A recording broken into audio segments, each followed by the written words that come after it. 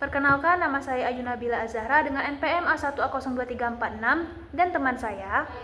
Perkenalkan, nama saya Jessica Ramadea, NPM A1A023067.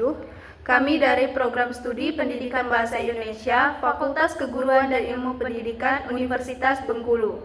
Pada video kali ini, kami akan memaparkan materi mengenai teks berita dalam mata kuliah TIK untuk Guru Bahasa Indonesia yang diampu oleh Dr. Nurmanzah, SPD, MPD. Adapun materi yang kami bahas ini meliputi pengertian teks berita, unsur-unsur teks berita, struktur teks berita, kaidah kebahasaannya, jenis-jenis teks berita, serta langkah-langkah menulis teks berita. Semoga video ini dapat membawa wawasan dan memberikan manfaat bagi kita semua. Pergi ke pasar membeli kelapa. Kelapa muda manis rasanya. Mari kita buka bersama, menimba ilmu sepuasnya. Selamat menyaksikan. Baik teman-teman, pertama-tama itu pengertian teks berita terlebih dahulu. Di sini ada menurut para ahli yaitu Jani Yosef. Sebagaimana melansir dari buku jurnalistik dasar, jurus jitu menulis berita, biografi, artikel populer dan editorial pada tahun 2021. Karya Hoirul Muslimin. Jani Yosef mendefinisikan berita sebagai laporan terkini tentang fakta penting atau menarik bagi khalayak yang disebarluaskan lewat media massa. Lalu yang kedua itu ada menurut Paul D. Messener. Berita adalah informasi mengenai kejadian baru bersifat penting dan bermakna, yang berpengaruh pada pendengarnya serta relevan dan layak dinikmati oleh mereka. Nah, berdasarkan pendapat para ahli tersebut, teks berita dapat disimpulkan sebagai teks yang menyampaikan informasi atau peristiwa terbaru yang nyata, penting, menarik, dan bermanfaat bagi masyarakat melalui media massa. Selanjutnya itu materinya tentang unsur-unsur teks berita. Nah, jadi sebuah teks berita itu harus memiliki beberapa unsur dalam pembuatan pertanyaan dalam menyimpulkan sebuah berita yang dikenal dengan 5W plus 1H, yaitu what. What itu adalah apa? Lalu yang kedua ada where. Where itu di mana? Lalu yang ketiga when. When itu kapan? Yang keempat ada who. Who itu siapa? Lalu yang kelima ada why. Why itu mengapa, dan yang terakhir yaitu ada how. How itu bagaimana.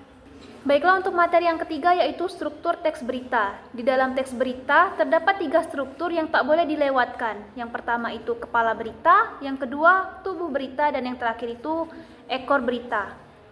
Kepala berita adalah bagian awal yang memuat banyak informasi penting yaitu apa, di mana, kapan, dan siapa.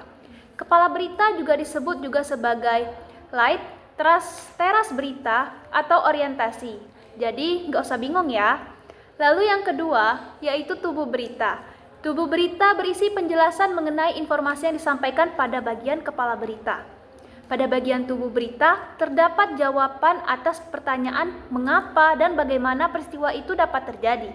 Struktur ini memuat latar belakang, penyebab, hingga upaya yang dilakukan pihak terkait untuk menyelesaikan peristiwa itu. Lalu yang terakhir ada ekor berita. Pada bagian ekor berita mencantumkan informasi bersifat tambahan. Jika ekor berita dihilangkan, maka tidak terpengaruh terhadap pokok berita. Mengapa demikian?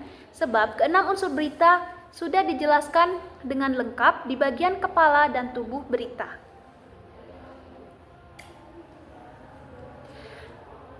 Dapat kalian lihat struktur teks berita digambarkan menyerupai piramida terbalik. Semakin ke bawah, semakin sedikit informasi yang disampaikan. Maka dari itu, penyampaian informasi secara lengkap hendaknya diletakkan di bagian awal dan tengah, atau tubuh berita. Materi selanjutnya yaitu kaidah kebahasaan teks berita. Di sini terdapat 5 kaidah kebahasaannya. Yang pertama yaitu penggunaan bahasa baku. Teks berita dibuat untuk dikonsumsi semua orang, oleh karena itu penulisannya harus menggunakan bahasa baku. Yang kedua, penggunaan kalimat langsung. Pengertian dari kalimat langsung yaitu sebuah kalimat yang disampaikan langsung tanpa mengurangi atau menambahkan informasi di dalamnya. Yang ketiga yaitu penggunaan kata kerja mental. Kata kerja mental adalah jenis kata kerja yang menunjukkan sikap seseorang terhadap suatu tindakan. Yang keempat yaitu penggunaan fungsi keterangan waktu dan tempat. Keterangan waktu dan tempat selalu ada di dalam sebuah teks berita. Yang kelima, penggunaan konjungsi temporal. Konjungsi temporal seringkali ditemukan pada struktur peristiwa yang menjelaskan kronologis kejadian. Selanjutnya, jenis-jenis teks berita.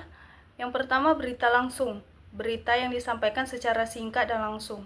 Yang kedua, berita mendalam. Berita yang membahas peristiwa itu secara lebih rinci. Yang ketiga, berita opini. Berita yang berisi pendapat atau pandangan tentang suatu peristiwa. Yang keempat, berita investigasi.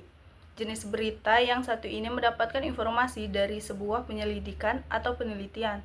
Yang terakhir yaitu berita interpretatif, merupakan jenis berita yang dikembangkan lewat pendapat atau penilaian dari wartawan yang meliput. Selanjutnya masuk ke materi yang terakhir, yaitu langkah-langkah menulis teks berita.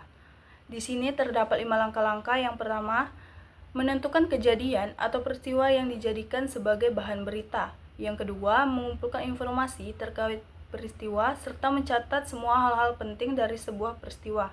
Yang ketiga, membangun kerangka berita atau gambaran dasar sebuah peristiwa yang akan disampaikan.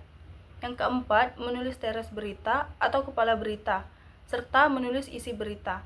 Yang terakhir, penyuntingan atau editing teks berita.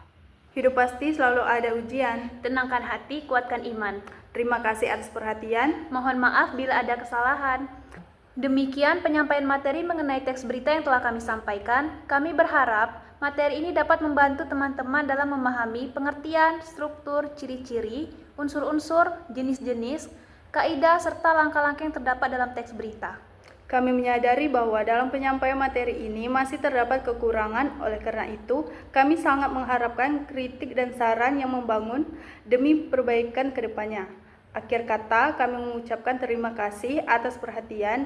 Wassalamualaikum warahmatullahi wabarakatuh.